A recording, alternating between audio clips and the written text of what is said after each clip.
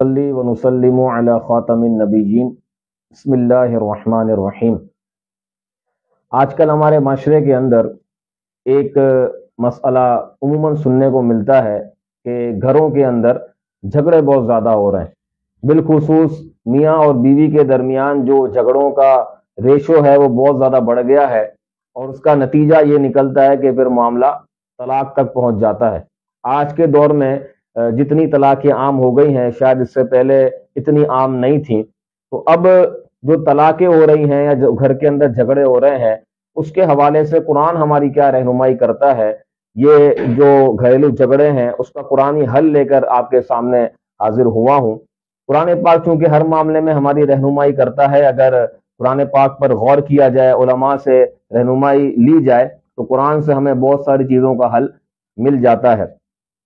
اللہ تبارک و تعالیٰ نے جو نکاح اور کی جو گرہ ہے یعنی جو طلاق ہے اس کا اختیار مرد کو دیا ہے۔ اللہ پاک نے فرمایا بیدہ عقدۃ النکاح، کہ نکاح کی جو گرہ ہے یعنی جو طلاق دینے کا اختیار ہے وہ مرد کے پاس ہے۔ اب یہ جو مرد کو طلاق کا اختیار دیا گیا تھا اس کی حکمت علماء نے یہ لکھی ہے کہ چونکہ مرد یہ زیادہ بردبار ہوتا ہے، تحمل مزاج ہوتا ہے، اس وجہ سے مرد کے ہاتھ میں یہ اختیار دیا گیا۔ اگر یہی اختیار عورت کے ہاتھ میں ہوتا تو شاید عورت شادی کے اگلے دن ہی اپنے گھر میں جا کر بیٹھ جاتی۔ اب اس حکمت کو سمجھنے کی کوشش کریں کہ حکمت تو یہ تھی کہ چونکہ مرد تحمل مزاج ہوتا ہے لہٰذا یہ طلاق دینے میں جلدی نہیں کرے گا، لیکن آج کے دور کے اندر مرد جو ہیں وہ طلاق کے اندر بہت زیادہ جلد بازی کرتے ہیں۔ یہاں تھوڑا سا غصہ آیا اور وہاں پر ایک بھی نہیں تین طلاقیں دے دیتے ہیں اور پھر بعد میں پچھتاتے رہ جاتے ہیں۔ تو ایسے لوگوں کے لیے بالخصوص اور بالعموم ہر ایک کے لیے ہی قرآن ہمیں کیا رہنمائی کرتا ہے اس حوالے سے میں آپ کو کچھ پڑھ کے سناتا ہوں۔ یہ 5واں پارہ ہے، سورہ نساء ہے، اور یہ زبردست جھگڑوں کو ختم کرنے کے لیے ایک بہترین حل ہے۔ اللہ پاک نے پہلے تو ارشاد فرمایا فالصالحات قانتات حافظات للغیب بما حفظ اللہ، فرمایا کہ جو نیک عورتیں ہیں وہ ادب والیاں ہیں اور خاون کے پیچھے اس کی حفاظت رکھتی ہیں، یعنی جو حقوق کی رعایت ہے وہ کرتی ہیں اور حفاظت کرتی ہیں جس طرح اللہ تبارک و تعالیٰ نے حفاظت کا حکم دیا ہے۔ یہاں پر تو نیک خواتین کا تذکرہ کر دیا کہ جو نیک ہیں اور شوہر کے حقوق کی ادائیگی کرتی ہیں، خوف خدا رکھنے والی ہیں۔ اب ایسی عورتیں کہ جو مرد کی نافرمان ہوتی ہیں اور جن کی وجہ سے بعض اوقات مرد طلاق تک پہنچ جاتا ہے، ضروری نہیں ہے کہ ہر عورت نافرمان ہو، بعض اوقات مرد غصے میں آتا ہے اور غصے کی وجہ سے بھی وہ طلاق دے دیتا ہے، لیکن عورت اگر نافرمان ہے تو پھر مرد کو کیا کرنا چاہیے یہ یہاں پر سکھایا جا رہا ہے، کیونکہ اگر عورت نافرمان نہیں ہے، مرد کی غلطی ہے، تو مرد کو ہی سمجھایا جائے گا کہ آپ اپنے غصے کے اندر کمی لے کر آئیں، آپ بھی عورت کے حقوق ادا کریں، آپ بھی اپنے اخلاق اور اطوار کو بہتر کریں۔ لیکن اگر عورت قصوروار ہے اور عورت نافرمان ہے تو مرد کو کیا سمجھایا جا رہا ہے؟ اللہ پاک فرماتا ہے واللاتی تخافون نشوزہن، وہ عورتیں جن کی نافرمانی کا تمہیں خوف ہے، فعظوہن، سب سے پہلا اسٹیپ کیا فرمایا؟ پہلا اسٹیپ یہ نہیں کہ ڈائریکٹ طلاق دے دو، طلاق کا تو اس پوری رکوع کے اندر ذکر ہی نہیں ہے۔ سب سے پہلا جو حکم اللہ پاک نے دیا فرمایا کہ فعظوہن، ان عورتوں کو سمجھاؤ۔ اللہ پاک نے قرآن پاک میں ایک اور مقام پر ارشاد فرمایا وذکر فإن الذکرى تنفع المؤمنین، سمجھاؤ کہ سمجھانا مسلمانوں کو فائدہ دیتا ہے۔ تو سب سے پہلی چیز تو یہ ہے کہ ہم ان عورتوں کو سمجھائیں، اگر کسی کی بیوی نافرمان ہے تو وہ اپنی بیوی کو سمجھائے۔ اب سمجھانا بھی ایک فن ہے، ہمیں سمجھانا بھی بعض اوقات نہیں آتا ہوتا، سمجھانے کی بھی ہمیں تربیت حاصل کرنی چاہیے، ٹریننگ لینی چاہیے کہ سمجھانا کس طرح چاہیے۔ ہم جو ہے وہ ایک آدھ بار سمجھا بھی دیں تو پھر تیسری باری میں کہتے ہیں کہ کتنی بار سمجھایا، سمجھ میں نہیں آتی بات، تو یہ سمجھانے کا انداز نہیں ہے۔ بار بار بندہ کنٹینیوسلی سمجھاتا رہے، پیار محبت سے سمجھائے اور اچھے انداز میں تربیت کرے۔ امید ہے کہ کیونکہ قرآن حل دے رہا ہے تو عورت مان جائے گی۔ تو اگر واقعی سمجھانا آتا ہوگا، سمجھانے کے تقاضوں پر عمل کیا جائے تو عورت سمجھ جاتی ہے، یہ بارہا کا تجربہ ہے۔ بالفرض آپ نے سمجھانے کی پوری کوشش کر لی، اس کے پورے تقاضوں پر عمل کر لیا اور جیسا سمجھانے کا حق تھا ویسا سمجھا لیا، اب بھی عورت اگر نافرمان ہے اور نہیں مانتی تو فرمایا وَاہْجُرُوهُنَّ، ان سے اپنے بستروں کو الگ کر لو۔ اب ایک حیا رکھنے والی جو بیوی ہوگی وہ یقیناً اتنی سزا پر عورت شوہر کی فرما بردار بن جائے گی۔ اچھا یہاں ایک اور وضاحت کر دوں کہ یہاں نافرمانی سے کون سی نافرمانی مراد ہے؟ بعض اوقات مرد جو ہے وہ عورت کو شریعت کی خلاف ورزی کا حکم دے رہا ہوتا ہے تو یہ وہ نافرمانی کہلائے گی بھی نہیں، کیونکہ اگر وہ اللہ اس کے رسول کی اطاعت کر رہی ہے اور شوہر کو کہتی ہے کہ میں اللہ اس کے رسول کی خلاف ورزی نہیں کروں گی، تو ظاہر ہے کہ شوہر ہی گناہ گار ہوگا۔ یہاں وہ نافرمانی مراد ہے کہ یا تو وہ اللہ اس کے رسول کی نافرمانی کر رہی ہے یا شوہر کے جو ضروری حقوق ہے اس کو ادا نہیں کرتی ہے۔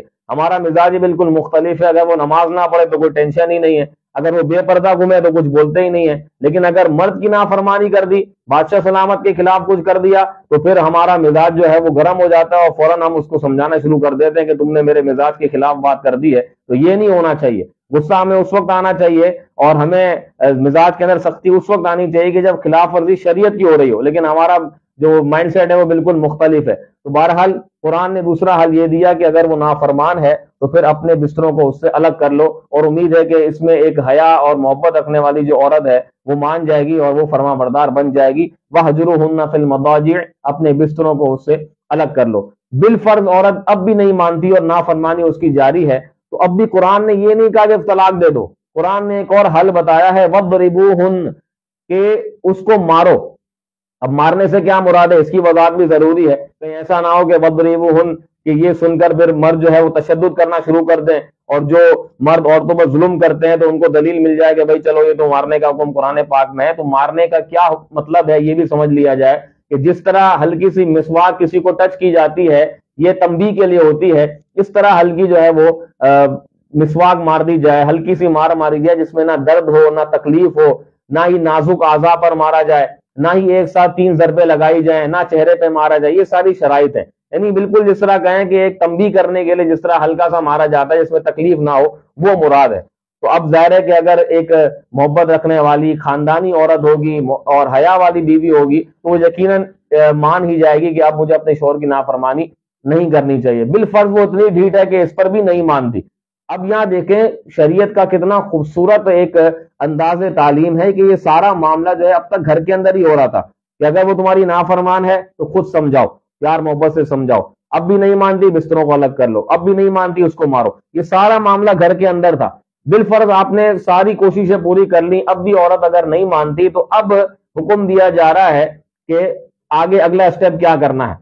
تو یہ ہمیں ایک ڈر سے، ہمارے یہاں کیا ہوتا ہے کہ تھوڑا سا کوئی مسئلہ ہو دوستوں کو بتانا شروع کر دیتے ہیں، عورت اپنی ماں کو بتانا شروع کر دیتی ہے، مرد اپنے دوستوں کو بتانا شروع کر دیتا ہے، تو ایسا نہیں ہونا چاہیے، یہ پردے کی باتیں ہیں، اور عورت اور مرد کو ایک دوسرے کا لباس قرار دیا گیا، اور بندہ اپنے لباس کو جب اٹھائے گا کھولے گا تو خود ہی برہنہ ہوگا، تو یہ نہیں کرنا چاہیے۔ اچھا قرآن کہتا ہے کہ قرآن نے یہاں کہہ دیا فَإِنْ أَطَعْنَكُمْ فَلَا تَبْغُوا عَلَيْهِنَّ سَبِيلًا، کہ اب وہ اگر تمہاری فرما بردار ہو جائیں اور تمہاری اطاعت گزار بن جائیں تو ان پر زیادتی کی راہ نہ چاہو، یعنی بار بار ان کو تانا نہ ہو، دیکھ میں نے تجھے سیدھا کر دیا، تو کیسی ٹیڑھی تھی، میں نے تجھے مار مار کے سدھار دیا، یہ والے تانے اس کو دینے کی ضرورت نہیں۔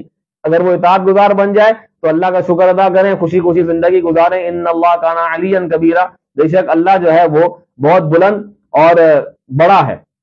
تو امید ہے کہ یہاں تک معاملہ حل ہو جائے گا۔ لیکن اگر بالفرض یہ سارے کام کرنے کے بعد گھر گھر میں مسئلہ حل نہیں ہو رہا، اب قرآن کیا کہتا ہے؟ اللہ پاک فرماتا ہے وَإِنْ خِفْتُمْ شِقَاقَ بَيْنِهِمَا، تو اب اگر جو گھر والے ہیں، جو گھر کے سربراہ ہیں، بڑے ہیں، انہیں بھی بڑا پن اور سمجھداری کا مظاہرہ کرنا چاہیے۔ قرآن کہتا ہے کہ اگر اب بھی تمہیں ان دونوں کی لڑائی کا اور ان دونوں کے جھگڑے کا خوف ہے، فَبْعَثُوا حَكَمًا مِّنْ أَهْلِهِ وَحَكَمًا مِّنْ أَهْلِهَا، تو ایک گروہ، ایک پنج، چند افراد مقرر کر کے مرد کے گھر والوں کی طرف سے بھیجا جائے اور چند افراد عورت کی گھر والوں کی طرف سے بھیجے جائیں۔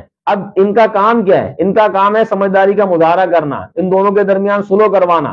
ہمارے ہاں یہ ہوتا ہے کہ یہ جو چنگاری ہوتی ہے، یہ بعض اوقات جو ہمارے گھر کے بڑے ہوتے ہیں وہ اس کو مزید جو ہے وہ آگ بنا دیتے ہیں، حالانکہ وہ چنگاری ہوتی ہے لیکن ان کی غلطیوں کی وجہ سے بعض اوقات وہ آگ بن جاتی ہے۔ قرآن کہتا ہے، یہ بڑا خوبصورت قرآن کا جملہ ہے، اللہ پاک فرماتا ہے یہ جب دونوں گھر والے پہنچیں گے، کچھ افراد مرد کی طرف سے گئے، کچھ افراد عورت کی طرف سے گئے، ان یریدا اصلاحا، یہ جو پنج بنا کر بھیجے گئے ہیں، اگر یہ لوگ اصلاح کا ارادہ کرتے ہوں گے، ان کے دل کے اندر میل نہیں ہوگا، یہ واقعی خلوص نیت کے ساتھ میاں بیوی کے درمیان سلو کروانے کا ارادہ رکھتے ہوں گے، پھر کیا ہوگا؟ یوفق اللہ بینہما، پھر موافقت پیدا کرنا اللہ تبارک و تعالیٰ کا کام ہے۔ اللہ پاک فرماتا ہے اگر یہ دونوں اصلاح کی نیت سے جائیں گے، ان کا کام اصلاح کروانا ہوگا، ان کا ارادہ اصلاح کروانا ہوگا، تو ان دونوں کے درمیان محبت اللہ پاک داخل فرما دے گا، اور جب اللہ پاک محبت داخل فرما دے گا پھر جھگڑے کا سوال ہی پیدا نہیں ہوتا۔ ان اللہ کان علیما خبیرا، بے شک اللہ تبارک و تعالی سب کچھ جاننے والا ہے، ہر چیز سے خبردار ہے۔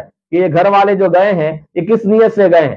اگر ان کے دل میں کھوٹ ہوگی تو کبھی بھی سلو نہیں ہوگی. اگر یہ دونوں ہی رشتہ توڑوانا چاہتے ہوں گے تو کبھی بھی جو ہے ان کے درمیان محبت والا رشتہ پیدا نہیں ہوگا. تو یہ قرآنی حل ہے گھر کے جھگڑوں کو ختم کرنے کا. اگر ہم ان سٹیپس پر عمل کریں تو میں یہ سمجھتا ہوں کہ گھر کے جو جھگڑے ہیں، میاں بیوی کے جو جھگڑے ہیں، یہ معاشرے سے ختم ہو جائیں گے. اور آپ دیکھیں پوری ان آیات پر غور کریں تو کہیں بھی قرآن نے طلاق کا حکم نہیں دیا کہ اب یہ سب نہیں ہو رہا تو تم طلاق دے دو. طلاق کا ذکر ہی نہیں کیا، بلکہ فرمایا کہ اس طرح عمل کرو تو تمہارا مسئلہ حل ہو جائے گا. تو میں بالخصوص ان مرد حضرات کو کہوں گا کہ جو طلاق دینے میں جلدی کرتے ہیں، جو فوراً ہائپر ہو جاتے ہیں اور ہائپر ہونے کی وجہ سے وہ زبان سے بہت ساری غلط باتیں نکال دیتے ہیں، ذلیل بھی کرتے ہیں، پھر بعد میں طلاق بھی دے دیتے ہیں. اور پھر بعض تو ایسے ہوتے ہیں کہ جو پھر شرمندہ بھی ہوتے ہیں، 3 طلاقیں دینے کے بعد پھر رستہ ڈھونڈ رہے ہوتے ہیں کہ اب ہم کیا کریں، اب ہم کیا کریں. تو پہلے ہی بندہ صبر و تحمل کے ساتھ اور غصے کو دور کر کے مسئلے کو جو ہے وہ سلجھانے کی کوشش کرے تو اتنا دور تک معاملہ جائے گا بھی نہیں. تو پھر کیا ہوتا ہے آپ کو بھی پتا ہے کہ بچے بعض کا دھل جاتے ہیں، بچوں کی زندگی خراب ہو جاتی ہے،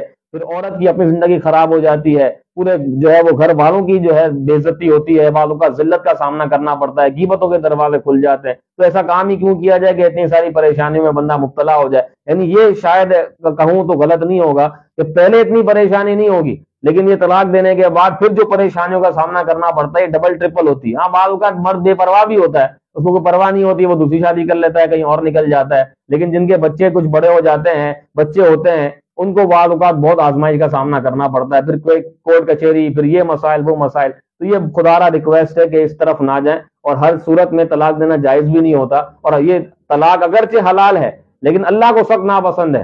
حدیث پاک میں آتا ہے کہ ابغض الحلال الی اللہ الطلاق، کہ حلال چیزوں میں اللہ پاک کو سب سے زیادہ جو ناپسند ہے وہ طلاق ہے.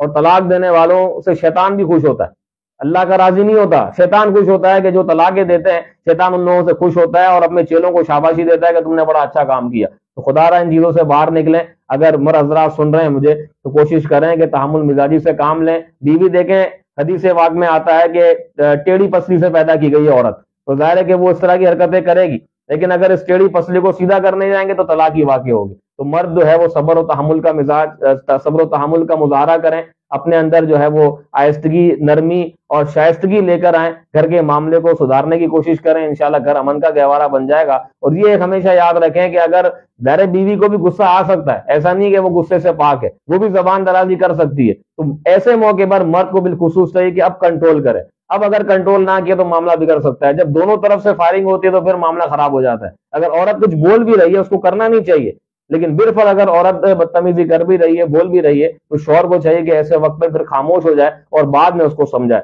اور اگر شوہر کچھ کہہ رہا ہے تو بیوی کو چاہیے کہ وہ سامنے جواب نہ دے اور معاملے کو اس طرح رفع دفع کرے. اللہ پاک ہمیں ان باتوں پر عمل کی توفیق عطا فرمائے. آمین بجاہ النبی الامین صلی اللہ علیہ وسلم.